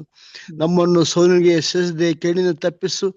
ಯಾಕಂದ್ರೆ ರಾಜ್ಯವು, ಬಲವು, ಮಹಿಮೆಯು ಸದಾಕಾಲ ನಿನವೇ ಸ್ವಾಮಿ. ಆಮೆನ್. ನಮ್ಮ ಕರ್ತನಾದ ಯೇಸು ಕ್ರಿಸ್ತನ ಕೃಪೆಯು, ತಂದೆಯ ದೇವರ ಪ್ರೀತಿಯು, ಪವಿತ್ರಾತ್ಮನ ಅನ್ಯೋನ್ಯ ಸಹವಾಸವು, ಆಶುದ್ಧ ಆರೋಗ್ಯ ಭಾಗ್ಯವು ಇಂಟರ್ನ್ಯಾಷನಲ್ ಲೆಸನ್ ಸ್ಟಡಿಗೆ ಬಂದಂತೆ ಎಲ್ಲ ಭಕ್ತಾದಿಗಳೊಂದಿಗೂ ಎಲ್ಲ ಬೋಧಕರ ಕುಟುಂಬಗಳೊಂದಿಗೂ ಪ್ರಾರ್ಥನೆ ಮಾಡುವಂತೆ ಭಕ್ತರೊಂದಿಗೂ ಮತ್ತು ಉತ್ತಮವಾಗಿ ಲೆಸನ್ ಸ್ಟಡಿ ವಿವರ ಎಕ್ಸ್ಪ್ಲೇನ್ ಮಾಡಿದಂತ ಚಿನ್ನಪ್ಪ ಸಾದಿಕ್ ಸರ್ ಒಂದಿಗೂ ಕುಟುಂಬಕ್ಕೊಂದಿಗೂ, ಪಾಸ್ಟರ್ ಹೇಮರಾಜು ಸರ್ ಕುಟುಂಬಕ್ಕೊಂದಿಗೂ, ಸಾಲ್ಮನ್ ಸರ್ ಕುಟುಂಬಕ್ಕೊಂದಿಗೂ, ಸವಿತಾ ಮ್ಯಾಥ್ಯೂರೊಂದಿಗೂ ಮತ್ತು ಉತ್ತಮ ಪ್ರಾರ್ಥನೆ ಮಾಡುತ್ತಾ ಯಶವಂತ ಅಮಗ ಸರ್ ಒಂದಿಗೂ ಎಲ್ಲ ಬಂದಂತ ನಮ್ಮೊಂದಿಗೂ ಇಂದಿಗೂ ಎಂದಿಗೂ ಸದಾ ಕಲ್ಲರಲ್ಲಿ ತಂದೆ. ಸಭಾಶಾಲೆಯ ಪಾಠವನ್ನ ಸವಿವರಾಗಿ ತಿಳಿಸಿಕೊಟ್ಟಂತಹ ಹಿರಿಕರಾದ ಚಿನ್ನಪ್ಪ ಸಾತ್ವಿಕ್ ರವರಿಗೂ, ವಿಶೇಷ ಗೀತೆಯನ್ನ ಹಾಡಿದಂತಹ ಬೋಧಕರಾದ ಎಂ ರಾಜುರವರಿಗೂ, ಮುಕ್ತಾಯದ ಹಾಗೂ ಪ್ರಾರಂಭದ ಪ್ರಾರ್ಥನೆಯನ್ನ ಮಾಡಿದ ಸಹೋದರಿ ವರಲಕ್ಷ್ಮಿ ಅವರಿಗೂ ಹಾಗೂ ಬೋಧಕರಾದ ಜಾನ್ಸನ್ ಯೇಸುದಾಸ್ ರವರಿಗೂ, ಕುಟುಂಬದಲ್ಲಿ ಕೂಡಿ ಬಂದಿರತಕ್ಕಂತ ತಮ್ಮೆಲ್ಲರಿಗೂ ಪ್ರೀತಿಪೂರ್ವಕವಾಗಿ ವಂದನೆಗಳನ್ನ ಸಲ್ಲಿಸ್ತೇನೆ. ನಾನು